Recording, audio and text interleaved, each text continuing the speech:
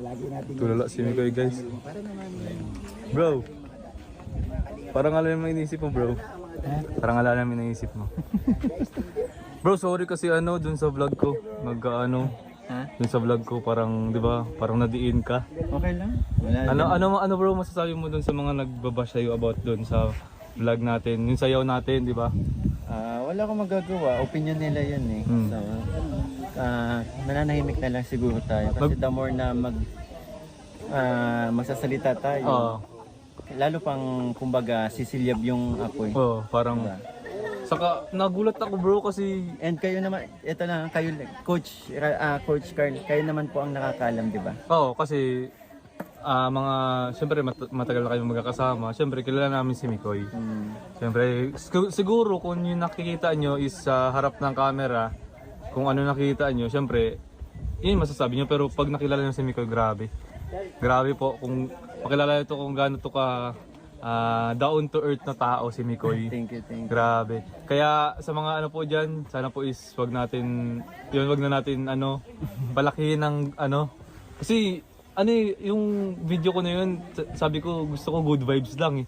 Kasi 'di ba, nag-abay tayo mga Tsaka hindi yata nila alam ako yung choreographer. Oo, siya actually nagtulong-tulong po kami doon. Kami ni Mikoy, tapos yung ibang mga para mabuo yung sayo na yun.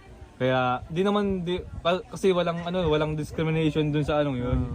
Talagang yun nga parang sa tingin niyo po parang may na-discriminate nga si Papa Joms, pero sa totoo talagang kasi formation naman yun, 'di ba? Formation. So yun tuloy parang alam iniisip ni Mikoy. Kanina ko pa yan napapansin. Halo-halo lang, excited na din siguro Ay! Coach bukas. Ay, bukas ba? Ay, ngayon yung Ngayon yung mansari nyo. Ay, happy mansari sa inyo, bro. Monday yung Ay, Monday yung vlog. mapapalaban na naman kasi Ay, tayo sa hindi ko alam yung kasi ito ang talaga challenging kasi sa akin tong yung role ko, syempre alam mo naman, 'di ba?